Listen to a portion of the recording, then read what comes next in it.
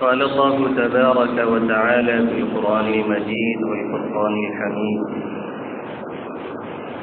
أعوذ بالله من الشيطان الرجيم. بسم الله الرحمن الرحيم.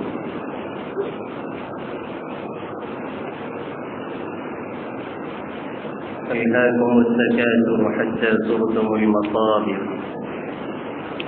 كلا سوف تعلمون ثم كلا سوف تعلمون كلا لو تعلمون علم اليقين لترون الجحيم ثم لترونها عين اليقين ثم لتسألن يومئذ عن النعيم. وعن عبد الله بن مسعود رضي الله تعالى عنه قال النبي صلى الله تعالى عليه وسلم: لا تزال قدم ابن آدم عند ربه حتى يسأل عن خمس: عن عمره فيما أفناه، وعن شبابه فيما أبلاه، وعن ماله من أين اكتسبه، وفيما أنفقه، وماذا عمل بما علم، أو كما قال سيدنا وهادينا محمد صلى الله تعالى عليه وسلم. میرے محترم بزرگوں اور دوستوں، میرے بھائیوں اور نوجوان ساتھیوں،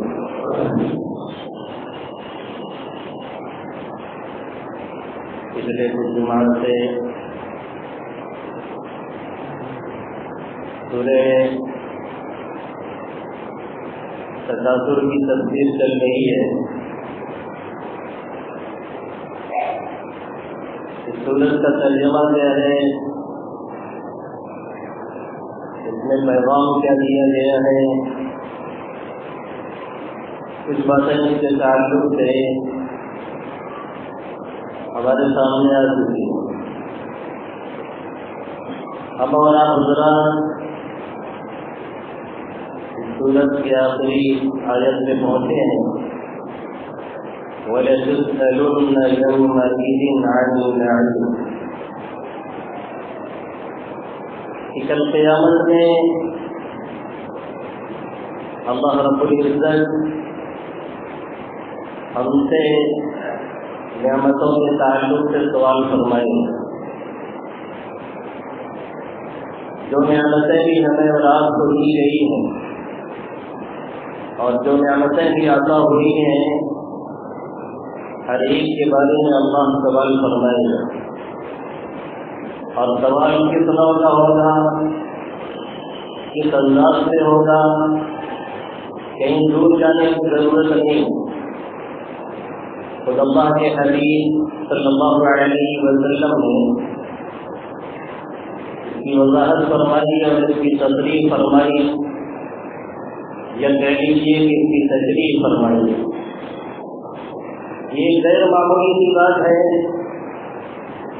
کہ یہ ہماری پوری زندگی ایک ذاتی امتحان نہیں، امتحان ہی میں گزر گئی۔ پوری کی پوری زندگی جو ہمیں اور آپ کو ملی ہوئی ہے، یا جس کو بھی ملتی ہے یا ملے گی، یہ پوری زندگی ایک امتحان کی حالت میں چل رہی ہوگی، اور ہمارے آنے سے پہلے ہی ملک الموت کو لکھ کر کے ہمارا ڈیٹا حوالے کر دیا جاتا ہے، اور ملک الموت یعنی اسرائیل علیہ السلام کو اور ان کے لشکر کو ہماری اور آپ کی روح قبض کرنے سے اور اس کے پیچھے پڑنے سے دوسرا کوئی مقصد بھی نہیں۔ ایک ہی مقصد، ایک ہی لگن، ایک ہی کام، وہ یہ کہ انسانوں اور جانوروں کے پیچھے جتنے بھی متنفس ہیں، کس منٹ پہ، کتنے سیکنڈ پہ، کس جگہ پہ، کس موقع پہ، کس محل پہ اور کس انداز سے ان کی روح کو لے کے جانا ہے، ان کا ایک ہی کام ہے، دوسرا کوئی کام نہیں، اور انہیں اپنے کام ہی سے کام ہے، دوسرے کسی کام سے سروکار نہیں۔ تو ہماری اور آپ کی زندگی ایک امتحان ہے، یہ غیر معمولی امتحان ہمارا اور آپ کا جو چل رہا ہے،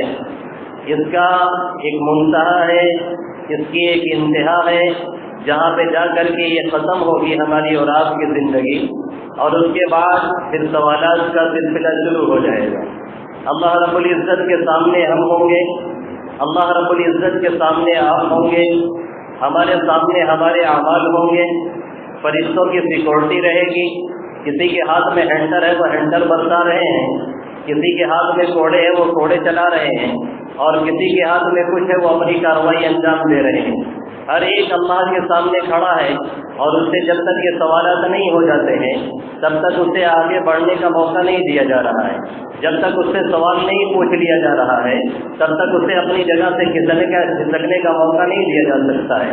جب تک وہ یہ سوالات حل نہیں کر لیتا ہے تب تک اسے اپنی جگہ سے قدم ہلانے کے لیے اجازت نہیں ہے۔ دیکھیے دنیاوی معاملہ یہ ہے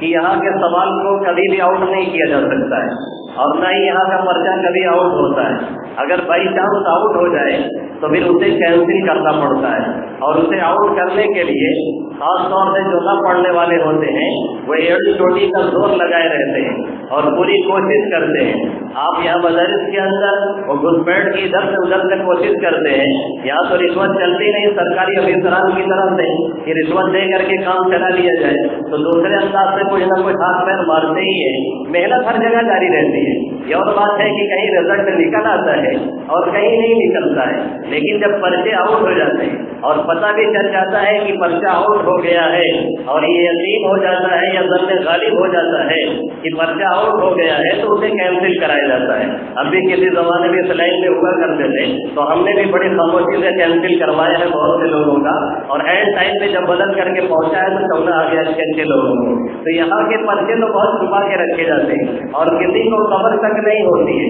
اور اگر معلوم بھی ہو جائے تو پھر اسے کینسل کرا دیا جاتا ہے اگر ذمہ داروں کو پتہ چل جائے، اور اگر نہیں کینسل کرایا گیا تو پھر یہ خیانت ہے جو کھلے طور سے کی جا رہی ہے، چاہے وہ سرکاری جگہوں میں ہو اور چاہے مدارس کے اندر ہو، کہیں پر بھی ہو۔ بہرحال لیکن اللہ رب العزت نے اور اللہ کے حبیب صلی اللہ علیہ وسلم نے قربان چاہیے سوال بھی کیا جائے گا، اور سوال کیا ہوگا وہ بھی بتا دیا گیا ہے، پرچہ پورے طور سے آؤٹ کرا دیا گیا ہے۔ پرچہ حل کرنا ہمارے اور آپ کے لیے کتنا آسان ہے یہ ہر شخص سمجھ سکتا ہے۔ پرچے کے بارے میں کچھ بھی نہیں معلوم ہے، سین کا بھی پتہ نہیں اور جین کا بھی پتہ نہیں ہے، تو ظاہر اس کا حل کرنا بڑا مشکل ہے، لیکن اگر پتہ ہے کہ گناہ صفحے سے آ جائے گا، خالی اتنا معلوم ہو جائے امتحان میں ممتحن نے کتاب کیسے رکھ کر کے پرچہ بنایا ہے، کتاب میں چھوڑ کے دیکھا جاتا ہے کہ کہاں سے کھل رہی ہے اور صفحہ کھل کہاں سے رہا ہے، اس کا مطلب یہ کہ صفحے میں سے بنایا گیا ہوگا تبھی یہاں سے کتاب بار بار کھل رہی ہے،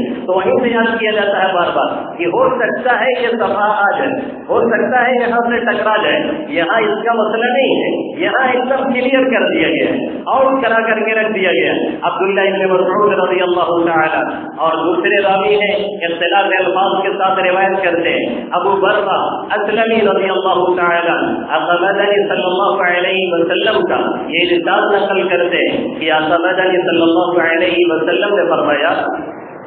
لا تزال قدم ابن آدم حتى يسأل عند ربه عن خمس، انسان کے قدم کل قیامت میں اپنے رب کے سامنے جب وہ کھڑا ہوگا تو ایک انچ بھی ادھر سے ادھر نہیں ہو سکتے ہیں، اس کے قدم وہاں سے چل نہیں سکتے ہیں، وہ کہیں جا نہیں سکتا ہے، وہ کہیں بھاگ نہیں سکتا ہے، وہ کہیں نکل نہیں سکتا ہے۔ ایسا نہیں ہے کہ وہ جیل کی کال کوٹریوں کو توڑ ڈالے، ایسا نہیں ہے کہ وہ سرنگیں بنا کر کے نکل جائے، ایسا نہیں ہے کہ وہ نگاہوں سے ہو جائے، ایسا نہیں ہے کہ وہ پکڑ سے باہر نکل جائے، ایسا نہیں ہے کہ کہیں اور چلا جائے جہاں سے کوئی دبوچ نہ سکتا ہو، جیسا کہ بہت سے لوگ دوسرے ملک کی شہریت اختیار کر لیتے ہیں اور قانون سے بچ جایا کرتے، وہاں پہ کوئی بچنے والا نہیں۔ اللہ نے تو سورہ رحمان میں اس کو واضح فرما دیا ہے، یا معشر الجن والانس ان استطعتم ان تنفذوا من اقطار السماوات والارض فانفذوا لا تنفذون الا بسلطان۔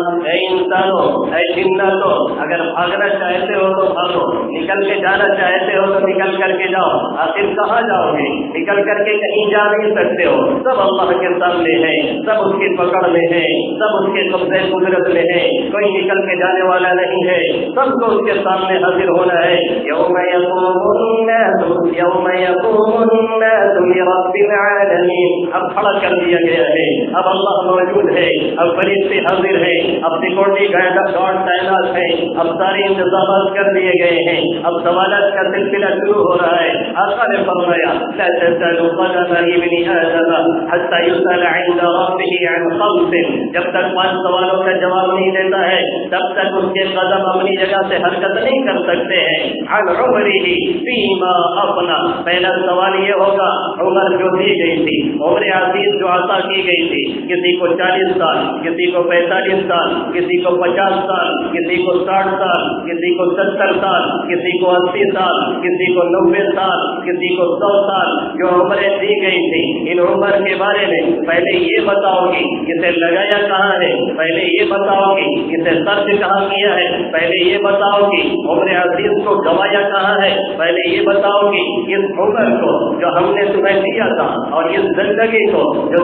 ہم نے تمہیں عطا کیا تھا، یہ جو زندگی ملی کسی سے مانگ کر کے لائے ہیں، یہ مستعار ہے، عاریت میں لی ہوئی ایک چیز ہے جو اپنی ذاتی نہیں ہے، کسی نے دیا ہے، اسی کے منشا کے مطابق، اسی کے حکم کے مطابق ہمیں اور آپ کو صرف کرنا ہے، ہمیں اور آپ کو لگانا ہے، ہمیں اور آپ کو خرچ کرنا ہے۔ جو کچھ کیا ہے اس کے بارے میں اللہ رب العزت سوال کر رہا ہوگا، پہلے یہ بتاؤ کہ عن عمرہ فیما افنی، یہ جو عمر دی تھی، جو زندگی عطا کی گئی تھی، یہ کس چیز میں صرف کی گئی؟ انسان جب تک بچہ ہوتا ہے، انسان جب تک نابالغ ہوتا ہے، انسان جب تک عاقل اور بالغ نہیں ہوتا ہے، تب تک وہ کیا کر رہا ہے اور کیا نہیں کر رہا ہے، وہ کیا کھا رہا ہے، کہاں سے لا رہا ہے، اس کا کوئی سوال اور جواب نہیں۔ عادت بنانے کے لیے، ذہن بنانے کے لیے، مزاج بنانے کے لیے 7 سال سے نماز کا حکم دینا شروع، 10ویں سال میں ایک تھپڑ رسید کرنا شروع، لیکن یہ کوئی ایسی زندگی نہیں ہے جس کے بارے میں اللہ سوال کرنا شروع کر دے،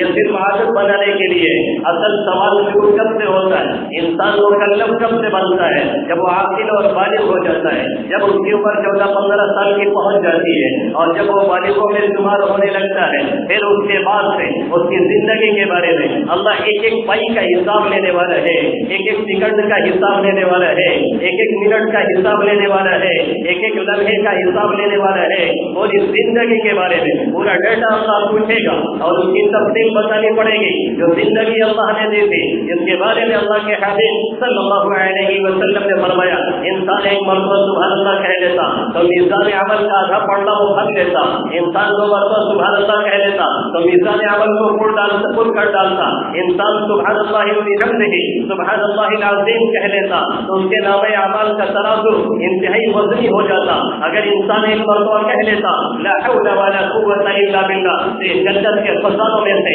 ایک خزانہ تھا جو 99 چیزوں کا علاج ہے، جس کے اندر 99 چیزوں کی علاج پوشیدہ ہے، اور اس میں سب سے کم تر درجہ مشکل یہ ہے کہ ہم لوگ سنتے نہیں، یا سنتے ہیں تو غور سے نہیں سنتے، تو مسئلہ کھڑا ہوتا ہے۔ اکثر لوگ یہی سمجھتے ہیں کہ لا حول ولا قوت الا باللہ یہ صرف جنات بھگانے کے لیے، یہ صرف شیطان بھگانے کے لیے، یہ صرف شیطان مخلوق کو دور کرنے کے لیے۔ اللہ کے حبیب صلی اللہ علیہ وسلم نے فرمایا 99 بیماریوں کا علاج اس میں پوشیدہ ہے، اور سب سے کم تر درجہ کیا ہے؟ اللہ کے حبیب صلی اللہ علیہ وسلم فرما رہے ہیں سب سے کم تر جو بیماری ہے وہ ٹینشن اور غم کو دور کرنا ہے۔ یعنی اس جملے کو پڑھنے والا ٹینشن بھی ہو جایا کرتا ہے، رنج و غم سے دور ہو جایا کرتا ہے۔ کون ہے جو ٹینشن میں نہیں ہے؟ کون ہے جو انڈر پریشر نہیں ہے؟ کون ہے جو دباؤ میں زندگی نہیں گزار رہا ہے؟ کون ہے جو اس حالت میں زندگی نہیں گزار رہا ہے کہ دنیا بھر کے ٹینشن میں اس کی زندگی گزر رہی ہے؟ اللہ کے حبیب صلی اللہ علیہ وسلم نے فرمایا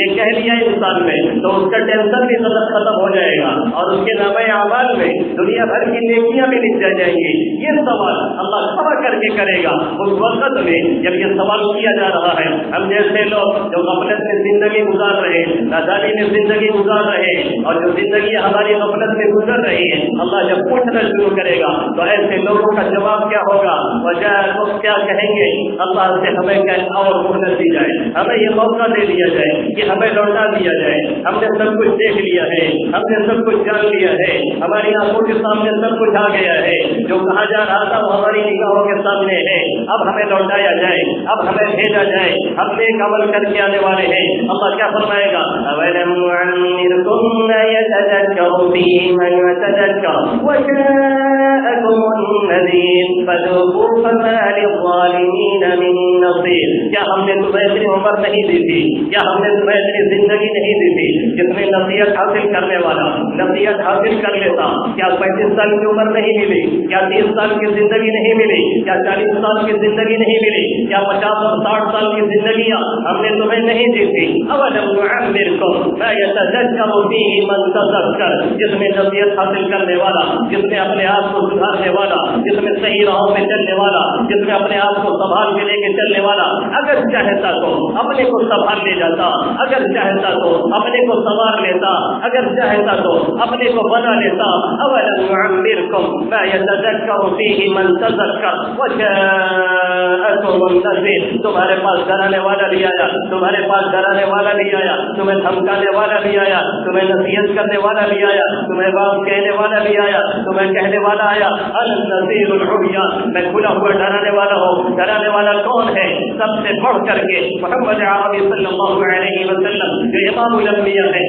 اور جنہوں نے اپنے بارے میں خود فرمایا أَنَا النَّذِيرُ الْعُرْيَانُ، میں کھلے طور سے لوگوں کو ڈرانے والا ہوں۔ اللہ کے حبیب صلی اللہ علیہ وسلم تشریف لائے، آپ نے ڈرایا، آپ نے دھمکایا، آپ نے نصیحت کی، آپ نے تقریریں کی، آپ نے جہاد کیا، آپ نے خطبات کیا، آپ نے نہ معلوم کیا کیا کیا۔ پوری 23 سالہ مختصر سی زندگی کسی امت کے مجھے خود میں گزر رہی ہے، کئی آقا راتوں کو رو رہے ہیں، کئی میدان جہاد میں رو رہے ہیں، کئی خطبات میں رو رہے ہیں، ہر حالت میں ایک لفظ ہے یا رب امتی، یا رب امتی، دوسرا کوئی لفظ نہیں۔ آقا تڑپے ہیں، آقا پلتے ہیں، آقا نے رو رو کر کے اس امت کے لیے نہ معلوم کیا کیا مانگا ہے۔ کل قیامت میں جب سب لوگ یا رب نفسی بول رہے ہوں گے، تب بھی میرا نبی یہی کہے گا یا رب امتی۔ ایسا ڈرانے والا آیا، اس نے ڈرایا تو کس نے سنا؟ ڈرا رہا تھا تو سنا کیوں نہیں؟ پھر اس کے بعد ڈرانے والا کون ہے؟ مفسرین لکھتے ہیں امام الانبیاء محمد عربی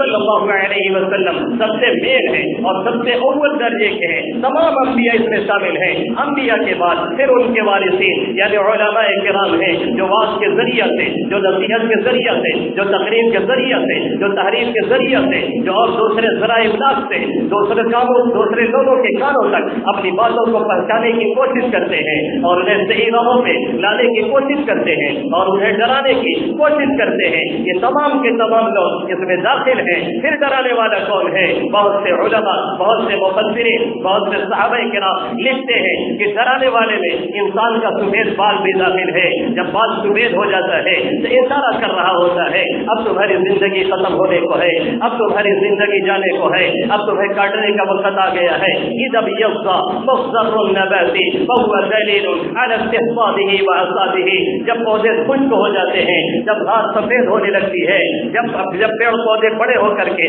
سفید ہونے لگتے ہیں اور خشک ہونے لگتے ہیں، اس بات کی علامت ہوتی ہے کہ اب انہیں کاٹ دیا جائے گا، اب انہیں ختم کر دیا جائے گا۔ ایسے ہی سفید بال، ایسے ہی سفید داڑھیاں انسان کو ڈرانے کے لیے ہیں، لیکن ہائے افسوس بال سفید ہو رہے ہیں، اسے زبردستی کالا کیا جا رہا ہے۔ ہائے افسوس بال سفید ہو رہے ہیں، بار بار کچوں کے لگا رہے ہیں، بار بار متنوع کر رہے ہیں، بار بار ڈرانے کی کوشش کر رہے ہیں، داڑھی کو چھلایا جا رہا ہے تاکہ ڈرانے والا جو ہے، آگاہ کرنے والا، وہ ہمارے ساتھ نہ رہنے پائے۔ اگر نہیں رہ رہا ہے پھر بھی فرشتہ اجل دبوچ کر کے رہے گا، وہ چھوڑنے والا نہیں ہے۔ وجاءکم النذیر، ڈرانے والا کون ہے؟ اکثر علماء نے یہ بھی لکھا ہے کہ ڈرانے والے میں ناتی اور پوتا بھی داخل ہے۔ مفتی شفیع صاحب رحمۃ اللہ علیہ کہا کرتے تھے جب کوئی پوتا آتا ہے اور جب کوئی ناتی آتا ہے تو اپنی زبان سے کہہ رہا ہوتا ہے دادا یہ سیٹ خالی کر دیجیے، اب ہم آ چکے ہیں، ہم جگہ لینے کے لیے آئے ہیں، نانا یہ سیٹ چھوڑ دیجیے، اب ہم آ چکے ہیں، اب ہم یہ سیٹ لینے کے لیے تیار ہیں۔ علامہ بغوی رحمۃ اللہ علیہ نے عبداللہ ابن عباس رضی اللہ تعالی عنہما سے یہ روایت نقل کی ہے کہ جب ملک الموت فرشتہ اجل کسی کے پاس پہنچتا ہے اس کی روح قبض کرنے کے لیے، اس کی روح نکالنے کے لیے، اس کی جان نکالنے निकालने के लिए तो ये कह रहा होता है तुमने कोई नोटिस नहीं भेजा, तुमने कोई पैगाम नहीं भेजा, तुमने कोई मैसेज नहीं भेजा। दुनिया वाले नोटिस देते हैं सब मासूम करते हैं, दुनिया वाले नोटिस देते हैं सब हटाते हैं, तुमने कोई नोटिस नहीं भेजा। अचानक से आदम के फरिश्ते अजल जवाब देता है हम नोटिस एक नहीं नोटिस पे नोटिस भेजते हैं, लेकिन कोई नोटिस की तरफ तवज्जो नहीं करता। जब बुखार आता है वो भी एक नोटिस होती है, जब जुकाम होता है वो भी एक नोटिस होती है, जब कोई हादसा पेश आता है वो भी एक नोटिस होती है, जब नाती पोता आता है वो भी एक नोटिस होती है, जब कहीं हादसा से बच के निकल के आते हैं वो भी एक नोटिस होती है, जब कोई अजीज मरता है, जब कोई रिश्तेदार मरता है, जब कोई करीबी जाता है, जब कोई जनाजा उठता है वो भी एक पैगाम होता है, वो भी एक मैसेज होता है। लेकिन हम और आप उसकी तरफ जरा बराबर तवज्जो नहीं करते। यहाँ तक कि फरिश्ते अजल आकर के खड़ा होता है तब हम कहते हैं काश कुछ मेहनत दौलत मिलती, काश कुछ मौका मिलता, काश हमें छोड़ दिया जाता, काश के हमें नवाज दिया जाता, काश के हमें मौका दे दिया जाता। ये या नहीं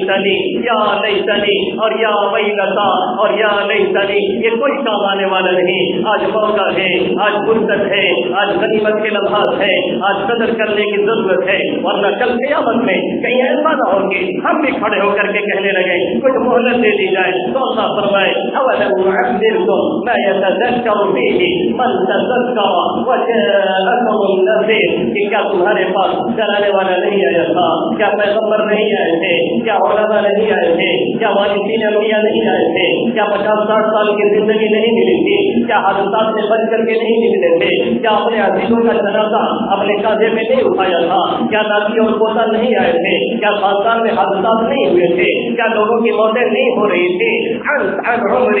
फीमा अपना पहला क्वेश्चन, पहला सवाल फीमा अपना उम्र के बारे में सवाल होगा, जिंदगी के बारे में सवाल होगा, क्या उसे खत्म किया है। दूसरा सवाल आएगा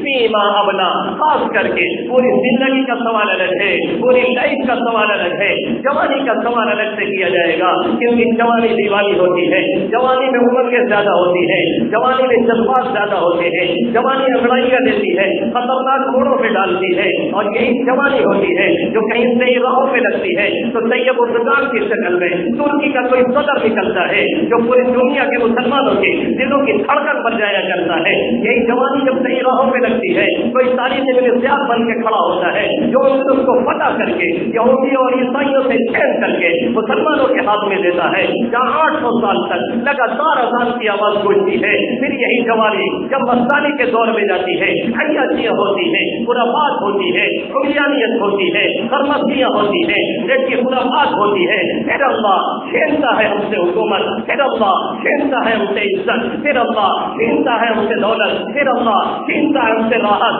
फिर अल्लाह छीनता है हमसे शौकत, फिर अल्लाह ऐसे कमीनों को, ऐसे उचक्कों को, ऐसे जाबिरों को, ऐसे जालिमों को, ऐसे ज़लमा को, ऐसे इज्जत पसंदों को ला करके मुसल्लत करता है। जहाँ पे हम हजारों साल हुकूमत किए हुए हैं, जहाँ पे हजारों साल हमारे हजार की आवाजें गूंजी हुई होती है, लेकिन हम उसे बर्बाद कर देते हैं। सर इकबाल ने 2 कड़ी में पूरा मामला हल करके रख दिया। आज तुझको बताऊं मैं तकदीर उम्म क्या है, आज तुझको बताऊं मैं तकदीर उम्म क्या है। आओ मैं बताता हूँ लोगों की तकदीर कैसे बनती है, लोगों की तकदीर बिगड़ती कैसे है, लोगों की तकदीर संभलती कैसे है, लोगों की तकदीर बदलती पे कैसे जाती है, लोगों की इज्जत कैसे मिलती है, लोगों को राहत कैसे मिलती है, लोग शिद्दत और पस्ती का शिकार कैसे होते हैं। आज तुझको बताऊं मैं तकदीर उम्म क्या है। तकदीर सना अव्वल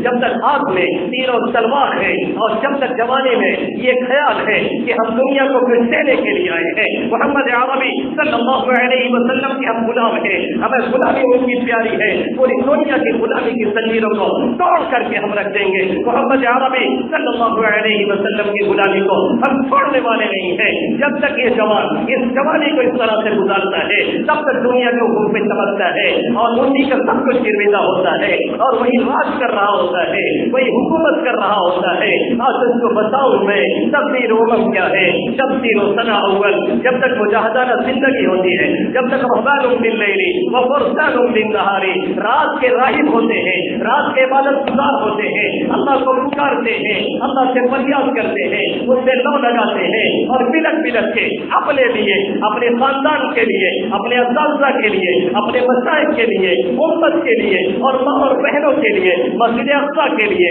فلسطینیوں کے لیے, بابری مسجد کے لیے رو رو کے جب تک جوان مانگتا ہے تب تک اللہ اسے سربلندی دیتا ہے, اور جب اسے سر کر دیتا ہے آج اس کو بتاؤں میں تقدیر امم کیا ہے, تفسیر و ثنا اول طاؤس و رباب آخر. جب تک مجاہدہ کرنا میں ہے تب تک عزت کی زندگی ہے, اور جب طاؤس و رباب میں یہ لگتا ہے, جب ایسی عشرت میں یہ لگتا ہے, جب پیٹ کے خرافات میں یہ لگتا ہے, جب عیاشی اور مستیوں میں لگتا ہے, اللہ اسی وقت عزت اور پستی اس کا مقدر کر دیتا ہے. اسی لیے آقا نے فرمایا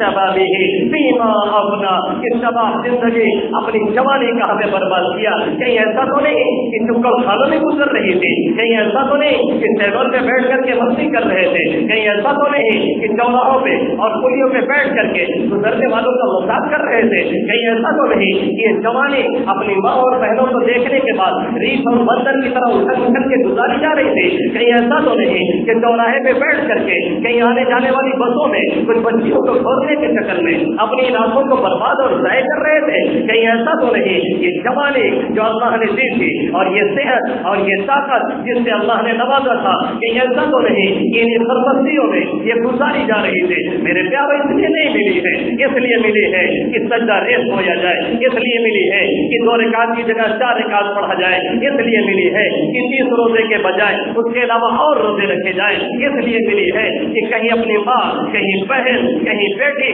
اگر کوئی غیر کی رشتے سک رہی ہو اور رو رہی ہو اسے بچانے کا کارنامہ انجام دیا جائے. کل کو ہم سے کہ لوگ ہمیں غیر کے لوگ اور غیر کی فوجیں اور غیر کے ہمارے لوگ وہ ہم کو پکارا کرتے تھے انصاف کے لیے, عدل کے لیے. ساری ابن زیاد نے موسیٰ ابن نصیر کے کہنے پر جو اندلس میں چڑھائی کی تھی, وہاں ایک عیسائی نے کہا تھا کہ یہاں کا بادشاہ اور یہاں کا حکمراں ہماری بیٹی کی عزت لوٹتا ہے. ہم نے سنا ہے مسلمان انصاف پسند ہوتا ہے, ہم نے سنا ہے مسلمان انصاف قائم کرنے کے لیے آیا ہے, اس لیے ہم آپ سے کہتے ہیں آئیے ہمیں انصاف دلائیے. 7,000 یا 12,000 کی فوج کو لے کر کے سارے ابن زیاد ٹکرا گیا 72,000 عیسائیوں سے اور ہمارا چکنا چور کر کے رکھ دیا. آج فلسطین کی مائیں رو رہی ہے. میرے امت کے نوجوانوں, میرے سیور نوجوانوں, میں اپنے سے کہتا ہوں, آپ حضرات سے کہتا ہوں, کیا فلسطینی ماؤں کی رولائی آج ہماری نگاہوں کے سامنے نہیں ہے؟ کیا مسجد اقصی جو بلک بلک کے بھیک مانگ رہی ہے کہ یہودیوں کے قبضے سے ہمیں چھڑا لیا جائے, کیا ہمیں اس کی آواز سنائی نہیں دیتی؟ کیا محمد عربی صلی اللہ علیہ وسلم جو پورے کرب کے ساتھ, پوری بے چینی کے ساتھ اٹھ اٹھ کر کے کہہ رہے ہیں میری عزتوں پہ حملہ ہو رہا ہے, نوجوانوں تم کیا کر رہے ہو؟ گنبد خضرا سے اٹھنے والی یہ آواز کیا ہمارے نوجوانوں کے کانوں میں نہیں ٹکراتی؟ میرا محمد عربی صلی اللہ علیہ وسلم کہہ رہا ہے مسجد سلمان رشدی فإنه قد أعطى الله ورسوله. سلمان رشدی کا فاطمہ کون کرے گا؟ اس نے اللہ اور اس کے رسول کو تکلیفیں پہنچائی ہے. کیا بابری مسجد جو شہید کی جا چکی ہے وہ بلک بلک کے نہیں کہہ رہی ہے کہ کاش تم اپنی دعاؤں میں بھی مجھے یاد کر لیتے تو کام بن جاتا؟ یہ جوانوں, میری جوانی اس لیے نہیں ملی ہے, ہماری جوانی مجھے اس لیے نہیں ملی ہے, آپ کی جوانی اس لیے نہیں ملی ہے کہ ہم اسے عیاشیوں میں برباد کر دیں, ہم اسے خرافات میں برباد کر دیں, ہم اسے سربستیوں میں برباد کر دیں. کیا ہم نے نہیں سنا آقا نے فرمایا سبعۃ یظلهم اللہ فی ظلہ یوم لا ظل الا ظل قادر جبار. کل قیامت میں 7 لوگوں کو اپنے عرش کے سائے میں اللہ جگہ دے رہا ہوگا جس دن کوئی سایہ نہیں ہوگا, اور لوگ پسینے میں اپنے اپنے بدعمالیوں کے اعتبار سے ڈوبے ہوئے ہوں گے. شاب نسا فی عبادت اللہ تعالی, ایک وہ نوجوان بھی ہوگا جو اللہ کی عبادت میں بڑا اور بڑا ہو. اس لیے نوجوانوں آج سے یہ طے کر لو, میں نہیں کہتا کہ 24 گھنٹے مسجد میں بیٹھے رہو, میں نہیں کہتا 24 گھنٹے بس تسبیح لایا کرو, میں یہ نہیں کہتا کہ 24 گھنٹے صرف اللہ کرو, لیکن یہ ضرور کہتا ہوں کہ قرآن و حدیث میں اور قرآن و سنت میں اور آقا کی سیرت سے جو پہلو نکلتے ہیں زندگی گزارنے کے اس طریقے سے گزارا جائے. کوئی سیر و تفریح سے منع نہیں کرتا ہے, کوئی شاید کمائی سے منع نہیں کرتا ہے, کوئی اچھے کھانے پینے سے منع نہیں کرتا ہے, لیکن یہ ضرور کہا جاتا ہے کہ جو فرائض ہیں, جو واجبات ہیں اور امت کی ماں اور بہنوں کے جو آنسو ہیں اسے پہنچنے کے لیے کوئی دوسری قوم آنے والی نہیں. اور یہی رہا جو نظام گلشن, نوجوانوں یہی رہا جو نظام گلشن. تو پھول کھلتی ہے گلشن میں روش نہ بدلی جو باغ والے چمن میں کاٹے اگا تجربہ کریں گے. آج ان کی کل ہماری باری ہے. ایسی دوسرا بھی دیکھ کے تبصرہ کر دے گا اور صبر کی تلقین کر دے گا اور لٹتی ہوئی عزت کو کوئی بھی بچانے والا نہیں آئے گا. اس لیے آج ہم اور آپ آئیے عزم کر لیں, انشاءاللہ تعالی اپنی زندگی کو صحیح طریقے سے ڈھالنے کی کوشش کریں گے. اللہ مجھے بھی ان چند باتوں میں عمل کی توفیق نصیب فرمائے. آپ سبھی حضرات کو آمین یا رب العالمین. وما علینا الا البلاغ المبین.